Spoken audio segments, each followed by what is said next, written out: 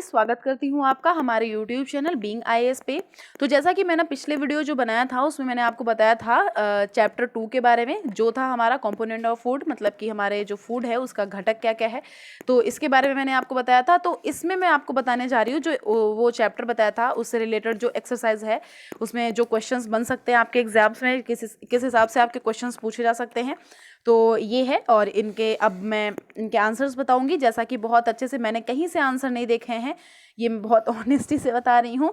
ये सिर्फ जो मैंने आपको पढ़ाया है बस उसी से मुझे समझ में आ गया, और बहुत अच्छे से अगर आपने सुनी होंगी मेरी चीज़ें तो मैंने इसमें सारे ऐसे मैंने ये चीज़ देखी है कि सारे क्वेश्चंस ऐसे हैं जिनके मैंने आंसर आपको बता रखे हैं। ठीक है, मैंने वीडियो में उसको इम्पोर्टेंट बताया है, तो आप ये क्वेश्चंस देखिएगा। अगर आपको नहीं अच्छे समझ आता तो आप प्लीज़ वीडियो ज़रूर देखिएगा वो वाला। ओके, तो चलिए हम एक्सरसाइज सॉल्व करते हैं। पहला हमारा क्वेश्चन पूछा गया है, पहला क्वेश्चन है कि name the major nutrients in our food, मतलब कि लिखा हुआ है कि उन हम पोषक तत्वों के बारे में लिखें जो हमारे भोजन में उपस्थित रहते हैं। ठीक है, अब इसमें कौन कौन से उपस्थित रहते हैं, आपको मैंने 5 चीज़ों के बारे में बताया था। कौन कौन सा? कार्बोहाइड्रेट था, क्या था? प्रोटीन था, और क्या था? विटामिन था, और क्या था?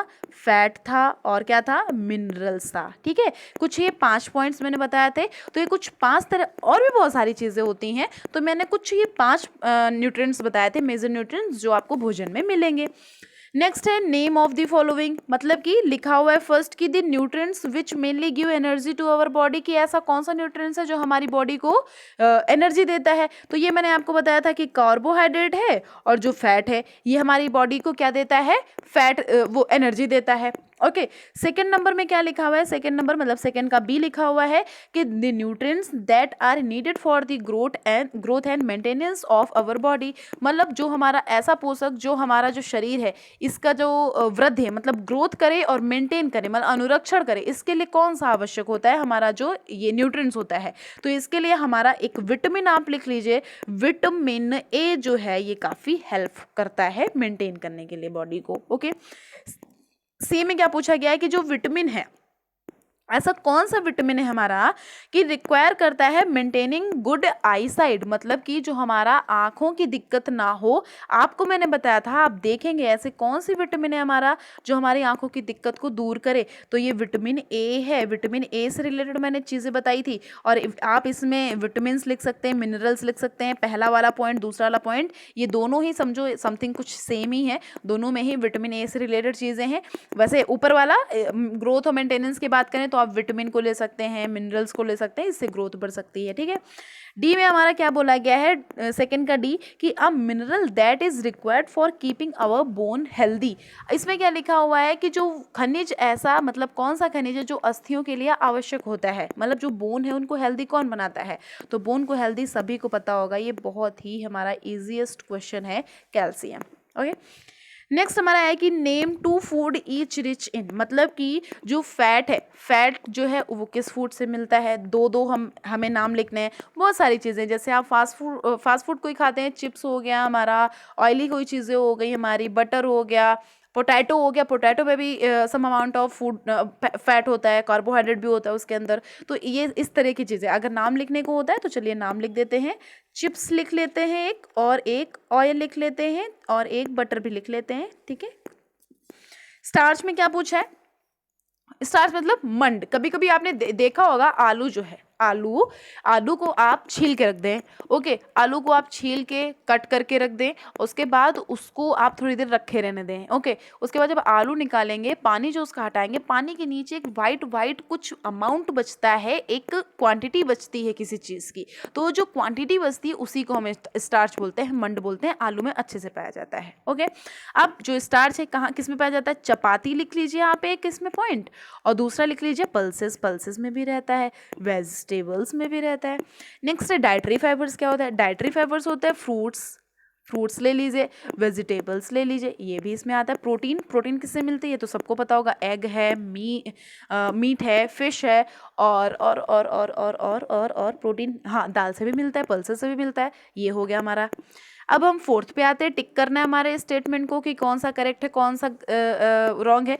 पहले लिखा हुआ है कि by eating rice alone we can fulfil nutritional requirement of our body, मतलब केवल चावल खाने से हम अपने शरीर को पोषण आवश्यकताओं से पूरा कर सकते हैं क्या? बिल्कुल ही गलत है, नहीं कर सकते हैं। दूसरा लिखा हुआ है कि जो डेफिशिएंसी डिजीजेस होती हैं can be prevented by eating a balance diet, क्या ये जो हमारी संतुलित आहार होता है इनको खाकर जो मतलब हमारे ये जो डेफिशिएंसी डिजीज होती हैं इनकी रोकथाम हो सकती है अगर हम अपनी अच्छे से डाइट कर दें, मतलब संतुलित आहार अपना हम कर दें, बैलेंस डाइट अपनी कर दें। तो हाँ जी, ये बिल्कुल ही सही हो सकता है। अगर हमने अपनी डाइट क्लियर कर दी, अच्छे से कर दी, तो हमारे क्यों डिजीजेज आएंगे। दूसरा लिखा हुआ है कि balance diet for the body should contain a variety of food item, मतलब कि जो शरीर है इसके लिए संतुलित आहार में नाना प्रकार के खाद्य पदार्थ होने चाहिए। ऑब्वियसली क्यों नहीं होने चाहिए भाई, जरूर से होने चाहिए। डी में लिखा हुआ है कि meat alone is sufficient to provide all nutrients to the body, जो शरीर है इसको सभी पोषक तत्व उपलब्ध कराने के लिए केवल मांस पर्याप्त है। तो ये ऐसा कुछ भी नहीं है, मांस ही पर्याप्त नहीं है, इसके लिए और भी बहुत सारी चीजें जरूरत पड़ती हैं। ओके, तो ये हो गया हमारा रॉन्ग। नेक्स्ट है fifth number, fill in the blanks करने हैं कि is caused by deficiency of vitamin D. Vitamin D के कारण कौन सा रोग होता है? विटामिन डी के कारण होता है रिकेट्स। क्या होता है? रिकेट्स, याद रखना है। ओके, डेफिशिएंसी सेकंड है, फर्स्ट हो गया, सेकंड है कि deficiency of dash dash dash causes a disease known as beri. बहुत ही इजीएस्ट क्वेश्चन है, आपको पता होगा, vitamin B1।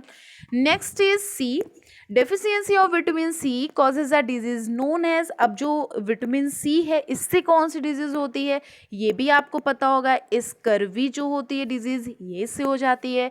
And last is D, night blindness is cause due to deficiency of in our body, ये किसकी वजह से होती है? ये हो जाती है विटामिन ए की, जो हमने आपको वो बताया था चार्ट।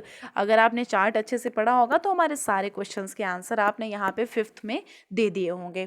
ओके जी, तो जी ये हो गया हमारा जो एक्सरसाइज सॉल्व करनी थी, अभ्यास हमारी हो गई। अब आपको ये अपने आप से भी पढ़ना है, और आपने अगर वो वीडियो अच्छे से समझा होगा तो आपकी बेसिक चीज़ें बहुत अच्छे से क्लियर हो जाएंगी। आपको एग्जाम हमारे वीडियो से हट के कहीं और से पूछा नहीं जाएगा। अगर एक बार में नहीं तो 2 बार देख लीजिए, उसमें आप एक बार ही अगर अच्छे से इत्मीनान से सुनेंगे समझ में आ जाएंगे चीज़ें। ठीक है, तो चलिए जी, अपना ध्यान रखिए, फिर मिलते हैं नेक्स्ट वीडियो में। Thank you so much.